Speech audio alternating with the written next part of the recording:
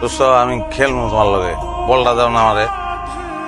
দীর্ঘ 22টি বছর সেভাবে বন্দী হয়েছে ঘরের ভেতরে, কোনো অপরাধ না করেই সেভাবে বন্দী।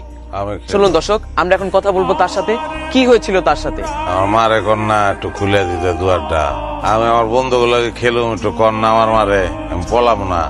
একটি মানুষ কতদিন অমানবিক ভাবে এভাবে গৃহবন্দী থাকলে তার আচরণ এমন হতে পারে? প্রশ্ন আপনাদের কাছে, আপনি কি পাগলের মা? আমার বড় পাগল তোমাকে কে কইছে? দেখুন, আমরা একটা ইউটিউব চ্যানেল থেকে আসছি, আমরা কামরুল ভাই সম্পর্কে কিছু জানতে চাই, আপনি আমাদের কিছু বলুন। কোনো কথা মতো আমি কইতে পারবো না, মেলা কাম আছে আমার। জাস্ট 5 মিনিট, শুধু একটু কামরুল ভাই সম্পর্কে জানবো। 5 মিনিট কথা কইলে যাইবা কত? হ্যাঁ খালা, একটা ভালো সম্বন্ধ পাইছি, ঢাকায় খুব ভালো একটা চাকরি করে, তার সাথে আমি তোর বিয়ের সম্বন্ধ ঠিক করছি। আমার মায়ের সাথে সম্পর্ক কইরা তুমি আবার আমার কাছে আসতো বলতে। দেখো, আমার কাছে খুব ভালো একটা সম্বন্ধ আছে, ছেলে ঢাকায় অনেক বড় একটা চাকরি করে।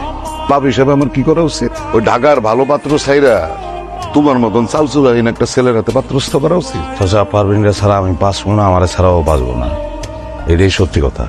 আপনি রাজি না হলে আমি পাঠাম না। বাবা রে, পাশের ওইটা ধর আমার কথা শোনো আর কি। আরে আমি খালি রাজি হইলে তো হবো না, তোমার সাথে আমার মায়ের বিয়া দিতে আমার কোনো আপত্তি নেই, কিন্তু আমি রাজি হইলে হবো?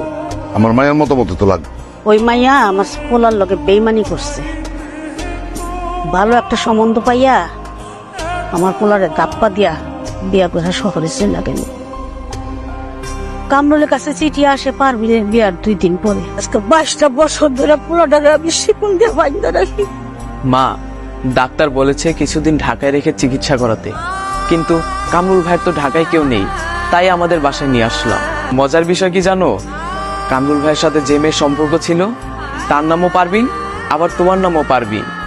আমি খানিকটা অসুস্থ, অনেক কিছু মনে পড়ছে, অনেক কিছু চিনতেও পারছি। চিনতে পেরেছি একজন প্রতারককেও। এতদিন অবচেতন জ্ঞানে একজন প্রতারকের সাথে থেকেছি, তার সেবা নিয়ে কিছুটা সুস্থ হয়েছি। এটা ভাবতেই অসুস্থ লাগছে, অস্বস্তি লাগছে। আমি ঘুম ভেঙে আর কোনো প্রতারককে দেখতে চাইনি, তাই চলে গেলাম। দুয়ারটা খুলে দাও মা, আর আমার বন্ধুগুলোকে খেলবো।